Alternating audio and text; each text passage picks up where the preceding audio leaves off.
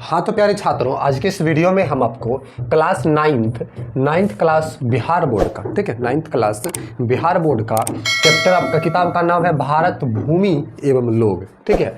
इसका आपका भारत भूमि एवं लोग भूगोल जिसको कहते हैं हिंदी में, इंग्लिश में ज्योग्राफी और हिंदी में भूगोल, इसका चैप्टर 9 अर्थात लास्ट चैप्टर, अंतिम चैप्टर। इसके बाद आपका भूगोल खत्म है। पूरे भूगोल का वीडियो सॉल्व करके चैप्टर वाइज चैप्टर आपको बताया गया है। और ये लास्ट चैप्टर जिसका नाम है क्षेत्रीय अध्ययन, ठीक है। आपको लाइन बाय लाइन इसमें से पढ़ाएंगे, उसके बाद इसका प्रश्न उत्तर करवाएंगे, ठीक है। तो अंत तक बने रहें।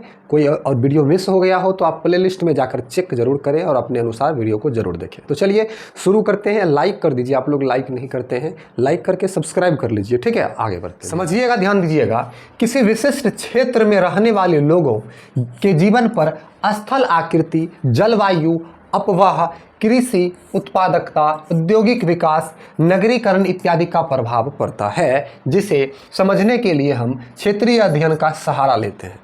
कहने का मतलब है कि हम लोग कोई भी क्षेत्र में, आप देखिए दुनिया में बहुत सारे लोग रहते हैं और अलग अलग क्षेत्रों में रहते हैं, ठीक है। तो उनके जीवन पर वहाँ का जो स्थल की आकृति है, वहाँ की जलवायु है, वहाँ का अपवाह तंत्र है, कृषि का उत्पादकता दर है, औद्योगिक विकास, नगरीकरण, इन सब का प्रभाव उन लोगों के जीवन पर पड़ता है, ठीक है। तो इसीलिए हम इस चीज़ को समझने के लिए क्षेत्रीय अध्ययन का सहारा लेते हैं, ठीक है। इसके कार्यविधि के अंतर्गत हम सर्वप्रथम क्षेत्र का अवलोकन करते हैं। और हम सर्वप्रथम क्या करते हैं क्षेत्रीय अध्ययन में? क्षेत्र का अवलोकन करते हैं, जानकारी इकट्ठा करते हैं।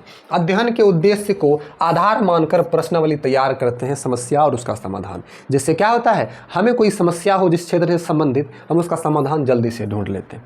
प्रश्नावली से जो सूचनाएं प्राप्त होती है, हम उसका अध्ययन तथा विश्लेषण करते हैं। अब उस क्षेत्र का हम एक प्रश्नावली का मतलब क्वेश्चन का एक लाइन तैयार करते हैं, उस क्वेश्चन को, उस समस्या को अध्ययन करते हैं, उसका विश्लेषण करते हैं, ठीक है। इस अध्ययन में प्राथमिक एवं द्वितीयक दोनों प्रकार के आंकड़ों का इस्तेमाल होता है।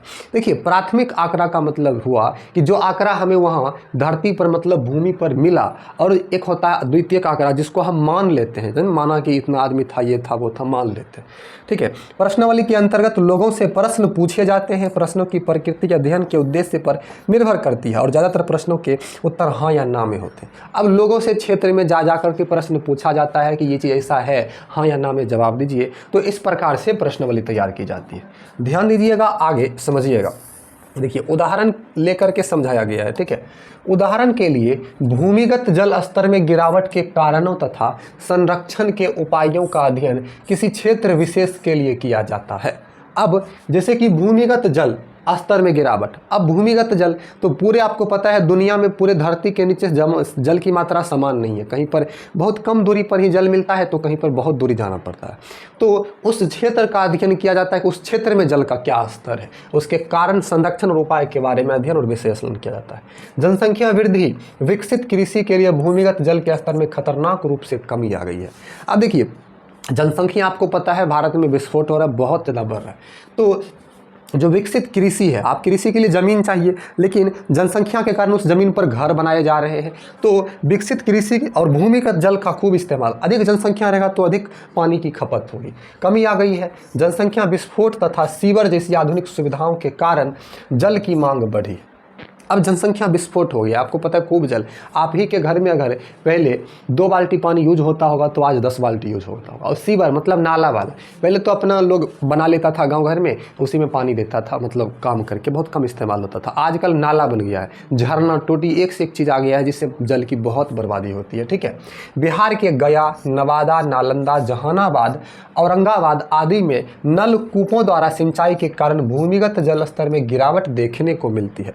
वहाँ पर नलकूप के द्वारा मतलब धरती से जल निकालकर सिंचाई किया जाता है, इससे जल स्तर में भारी गिरावट आई है। वर्षा और शुष्क ऋतुओं में भौम जल स्तर में गिरावट देखने को मिलती है। अब जहाँ पर वर्षा नहीं होगा तो शुष्क ऋतु में क्या होता है, जल गिरावट होता है, मतलब वाष्पन की क्रिया होकर ऊपर जाता है, धरती पर जल ही नहीं है तो लोग भूमिगत जल का ही उपयोग करते हैं।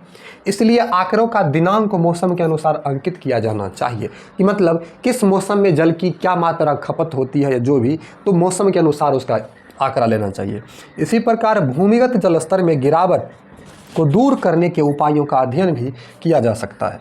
और भूमिगत जल में जो गिरावट हो रहा है, उस जल की गिरावट को रोकने के लिए क्या क्या उपाय किए जा सकते हैं, इस उपाय पर भी सोचना चाहिए। ज़मीन में गड्ढे बनाकर, जिसे चार्जिंग पिट कहते हैं, ज़मीन में जो गड्ढा बनाया जाता है उसको चार्जिंग पिट कहते हैं, उसके द्वारा भूमिगत जल स्तर में सुधार किया जा सकता है। कहने का सेंस है कि ज़मीन में अगर हम गड्ढा बना देंगे तो बारिश का जल इस गड्ढा में जाएगा सभी जगह से।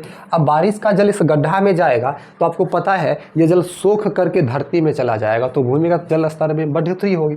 ठीक है, बिहार में भूमिगत जल के स्तर में सुधार के लिए, बिहार में भूमिगत जल के स्तर को सुधार के लिए वर्षा जल को विभिन्न सरकारी कार्यालय के छतों के पानी की पाइप के द्वारा भूमि पर टंकी से जुड़े जाने की योजना है। अब बिहार में क्या योजना है कि जितने भी सरकारी कार्यालय है, जितना भी सरकारी कार्यालय है, जैसे कि स्कूल हुआ, कॉलेजेस हुए, उसके बाद आपका सरकार के अंतर्गत जो भी कार्यालय है, ऑफिसेस है, वहाँ की छत का जो पानी है उसकी पाइप के द्वारा, छत का पानी छत पाइप से नीचे गिरता है ना, भूमि पर टंकी से जोड़े जाने की योजना, भूमि पर टंकी से जोड़ देगा।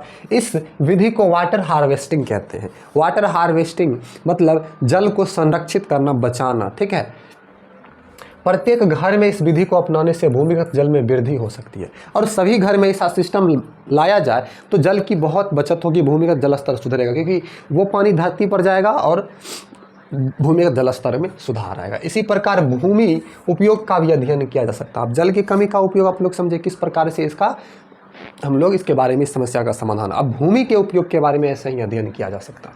किसी क्षेत्र विशेष के भूमि उपयोग का सर्वेक्षण करते समय, मतलब भूमि उपयोग का सर्वेक्षण करना, देखना, ध्यान देना, सभी प्रकार की भूमि का उपयोग का पता होना जरूरी है कि किस किस क्षेत्र में भूमि का उपयोग होता है।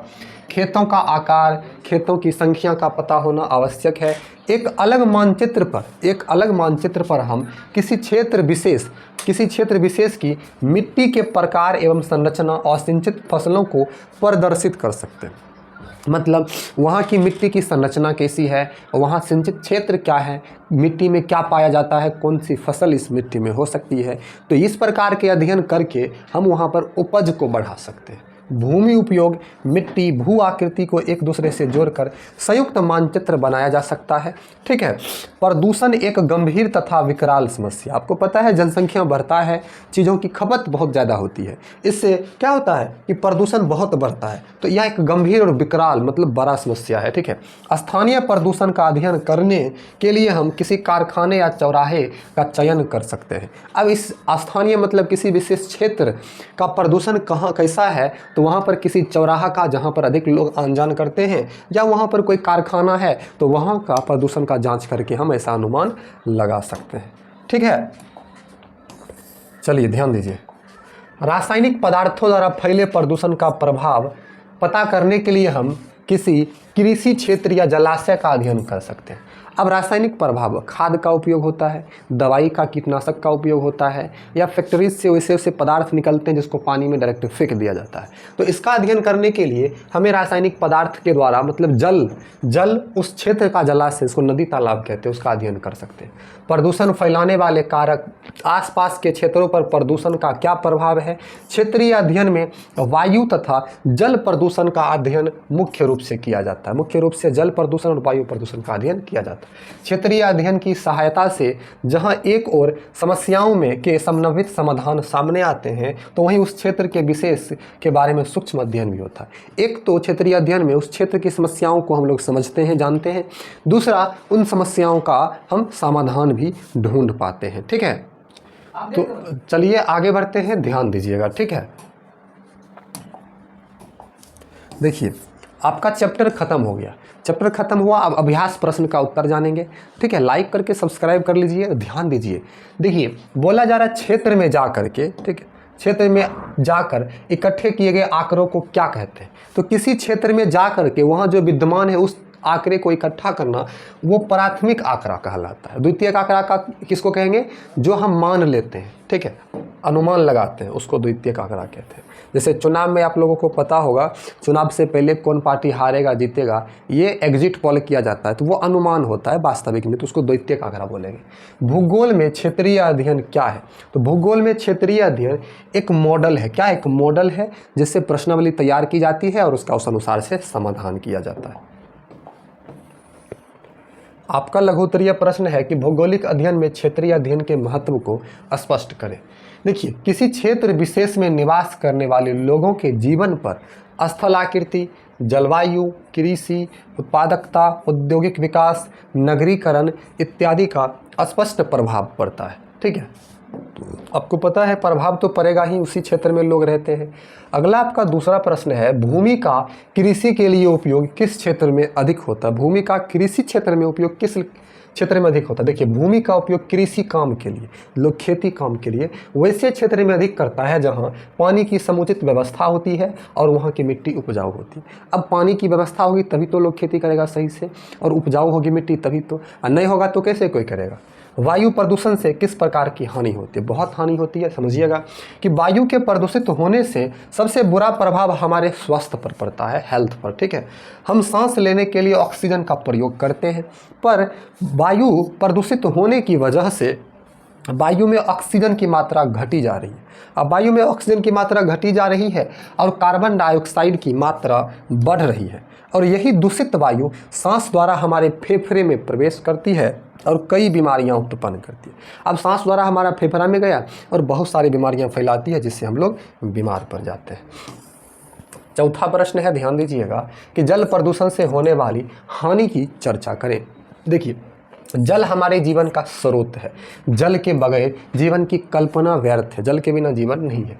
शायद इसलिए कहा जाता है कि जल ही जीवन है। पृथ्वी की 71% भाग पर, 71% भाग पर जल है, लेकिन इसका कुछ भाग ही हम उपयोग में ला पाते हैं, बहुत कम भाग।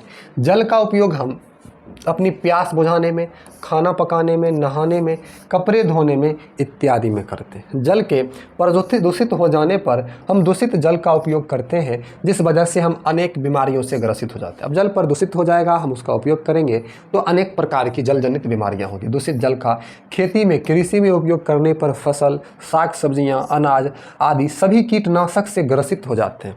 अब वो भी कीड़े से ग्रसित हो गए। दूषित जल में मछलियां तथा पानी में रहने वाले जीव भी प्रदूषित हो जाते हैं। अतः जल प्रदूषित हो जाने से बहुत सारी परेशानियों का सामना करना पड़ता है। ठीक है, 5 नंबर का प्रश्न है कि वर्षा जल का संग्रहण किस प्रकार किया जा सकता है? देखिए, वर्षा जल का संग्रहण विभिन्न विधियों से किया जाता है। नगरीय जनसंख्या को एक जगह व्यवस्थित कॉलोनी या बहुमंजिली इमारतें बनाकर उनके छतों पर जल संचय कर जल के द्वारा भूमिगत जल के पुनः भरण में सहायता मिलती है। अब नगरीय जनसंख्या जो छत बना होता है, आजकल बहुत सारा घर छत का बना हुआ, उसको इकट्ठा करके नीचे धरती में भिजा दे तो डायरेक्ट धरती में पानी चला जाएगा। वही रोड सड़क पर रहता है तो बर्बाद होता है पानी। ठीक है, और जाने आने में दिक्कतें होती है। वर्षा जल को जमीन में गड्ढे बनाकर, जिसको चार्जिंग पिट कहते हैं, इस प्रकार से कर सकता है संग्रहण। भूमि के जल स्तर में सुधार किया जा सकता है। वर्षा जल को विभिन्न सरकारी कार्यालयों के छतों के पानी को पाइप के द्वारा भूमि पर बनी टंकी से जोड़े जाने की योजना, जिसे वाटर हार्वेस्टिंग कहते हैं, के द्वारा भी जल का संग्रहण, मतलब जल को बचाया जा सकता है। क्लियर है? चलिए, 6 नंबर आपका प्रश्न है, क्षेत्रीय अध्ययन से क्या समझते हैं? देखिए, क्षेत्रीय अध्ययन एक प्रक्रिया है जिसके अंतर्गत किसी विशिष्ट क्षेत्र में निवास करने वाले लोगों के जीवन पर स्थलाकृति, जलवायु, अपवह, कृषि, उत्पादकता, औद्योगिक विकास, नगरीकरण इत्यादि का मानवीय गतिविधियों तथा उनके रहन सहन के तरीके पर पड़ने वाले प्रभाव का अध्ययन किया जाता है। यही आपका क्षेत्रीय अध्ययन है। चलिए, अंतिम आपका 7 नंबर के बाद अंतिम 8 नंबर प्रश्न। 7 नंबर है, क्षेत्रीय अध्ययन से क्या लाभ है? तो क्षेत्रीय अध्ययन जहां एक ओर समस्या को समन्वित समाधान का उपाय का पता चलता है, तो दूसरी ओर उस क्षेत्र विशेष का सूक्ष्म स्तर पर अध्ययन हो जाता है। देखिए, क्षेत्रीय अध्ययन से किसी क्षेत्र का हम लोग तो पहले समस्याओं के बारे में जानते हैं, फिर समाधान के बारे में, और उस क्षेत्र का कुछ जानकारी हमें मिल जाती है। अगला है, क्षेत्र का चयन करते समय किन बातों का ध्यान दिया जाना चाहिए? देखिए, क्षेत्र का चयन करते समय इस बात का ध्यान रखना चाहिए कि उस क्षेत्र के ज्वलंत मुद्दों को शामिल करना चाहिए कि कौन सा मुद्दा ज़्यादा लोगों को परेशान करता है।